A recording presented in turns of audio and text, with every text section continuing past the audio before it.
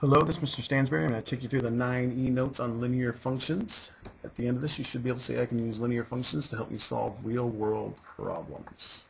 All right, so let's get straight into the examples. First one's example 8 from page 282, or something similar to that anyway. Sparky the squirrel has already eaten 8 ears of corn. He says I can eat 5 more ears of corn every minute. How many ears of corn can Sparky eat in 4 minutes?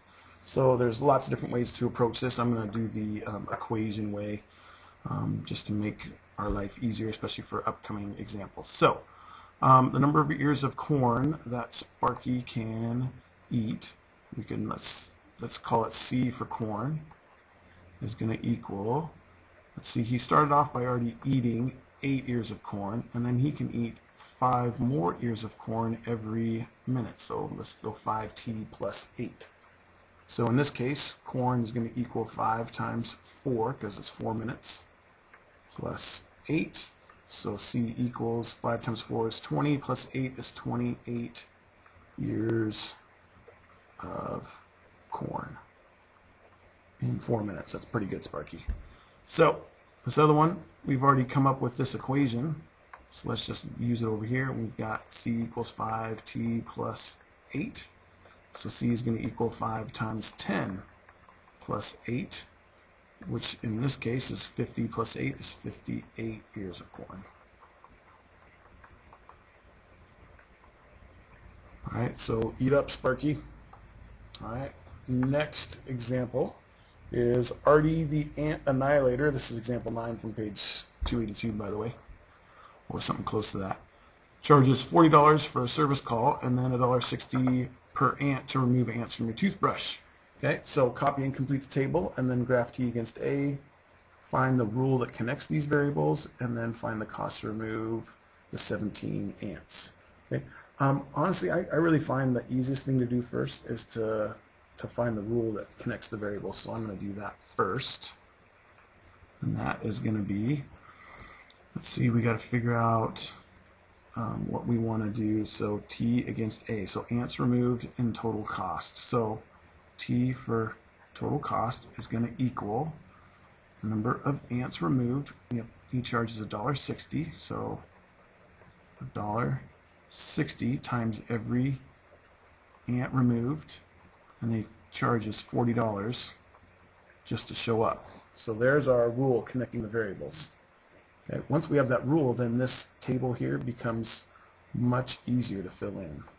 So if we're going to figure out how many ants it costs, how much money it costs if he removes no ants, we just plug in 0 for A, right? So the total cost is going to equal 1.6. I'm just going to leave the 0 off, times 0 plus 40, which is going to give us $40. So it costs $40 to remove no ants. To do 2 ants, to come in and remove 2 ants, that's $1.60 times 2 ants plus 40, and that's going to give us 40. Let's see, $1.60 times 2 is $3.20, so it's going to be $43.20. And then this goes up by 2, so he's just going to add $3.20 for every 2 more ants that he does. So that's going to be $46.40. This is going to be $49.60, $52.80, and then this is going to be $56 to remove 10 ants. Okay, so we have done C, we have done A. Now we got to graph T against A, so we're just going to make ourselves a little graph here. And then the top one should pretty much always be your X, and the bottom one should always be your Y, especially if the time almost always goes on the X-axis. So this is going to be ants removed, and this is going to be cost. All right, so let's go 2, 4, 6, 8, 10. You don't have to label every single one as long as your axes are, as long as your scale is consistent, you're good. And then again, we don't want to start at 0, we want to start at 40, so let's make a broken graph and put 40 here, and maybe 50, and then 60. All right, so we go to graph this thing here, and at 0 we're at 40. So to remove no ants, it costs 40 bucks.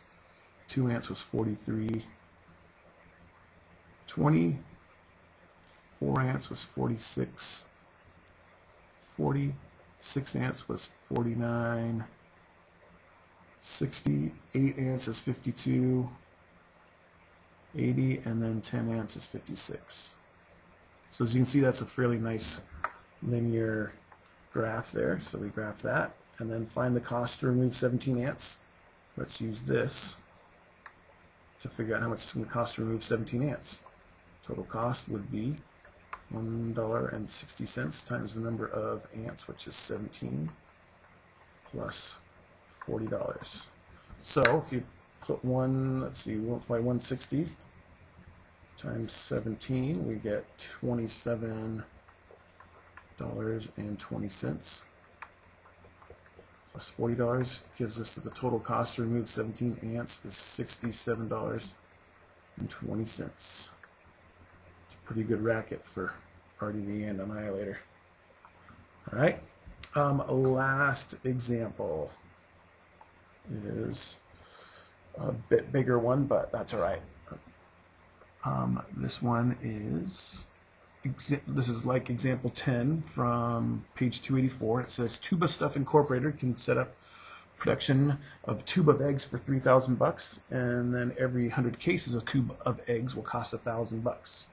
The cases are sold to distributors for $25 each, and the distributor places an order for 1,500 cases. So to determine the cost of production, where N is the number of cases manufactured. So we know that it's going to cost, every 100 cases cost 1,000 bucks. So our cost to make them is going to be $1,000 divided by 100 cases. Gives us that it's $10 per case, right? And then it's just the startup production is an extra 3,000 bucks. So our C of N, C of N is going to equal the $10 times the number of cases, so that'll be N, plus the $3,000 startup. So that's our cost to manufacture. Okay, the revenue function is what you take in for selling those. So that one's a lot nicer. That is R of N is just you make $25 for each case that you sell. So that's going to be 25N. So those are our two equations there. Now it says to graph these two on the same set of axes. So let's graph our cost in red. Alright, so let's move this up so we can see it better. So down here, let's see, this is going to be our cost. This is going to be our cost in thousands. And then this is going to be the cases produced, and that's in hundreds. Oops, sorry about that. All right, so to graph this, it's probably going to be easiest to make a T-chart so we can get some good data going on here. So this will be our cost function over here. So N, and then our cost function is 10N plus 3,000. Okay, so this is cases produced in hundreds. So let's do 0 cases, and then this 5 actually stands for 500. So let's do 500. Maybe 1,000 and 1,500 and see what we get. Okay, so you plug in the 0 there, and that gives us 0 plus 3,000 is 3,000. 10 times 5, because we're going to plug 500 in for that, that's going to give us 5,000 plus another 3,000 gives us 8,000. 10 times 1,000 is 10,000 plus 3,000 is 13,000. Right, and then 15 times 10 is 15,000 plus 3,000 is 18,000. Okay, so now we have 4 pieces of data that we can graph there. So 0, we're at 3,000. 500 cases, we are at 8,000. 1,000 cases, we are at 13,000. And then at 1,500 cases, we are at 18,000. Oops, wrong spot. There we go. 18,000. Okay, so that makes a nice straight line. Let's see how well I can do this on here. Not super great, but you get the idea. Let's do this other one here. And I guess let's do it in purple, I suppose. Something that'll show up. So, revenue is going to be this one here in purple. And that's going to be 25N. So let's do the same numbers here. So 0, 500 cases, 1,000 cases. This is what we're taking in. And 1,500 cases. Oops. So, plug in 0. You don't sell any cases, you don't make any money. You plug in 500. 500 times 25 gives us 12,500. So if you sell 500 cases, you're going to make $12,500 off of those cases. Well, that's the money that you're going to take in. That's the revenue. And then 1,000 is going to be 25,000. And then 1,500 times 25 is going to give us 37,500. Okay, so we graph all those. And let's see, we're at 0, 0. And then we are at 500, we are at 12,500, so we are up here. At 1,000, we are up at 25. And at 15, we're up at 3750.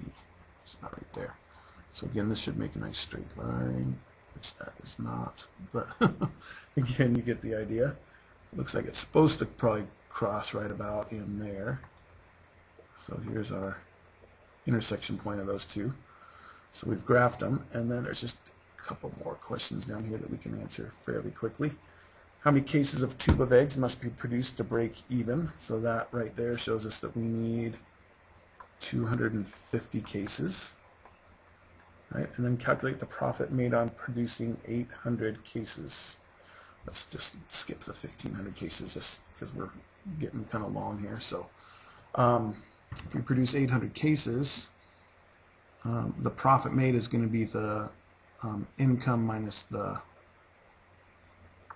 the revenue minus the cost, right? So we can simply do, let's go back up here so we can see our functions. There they are.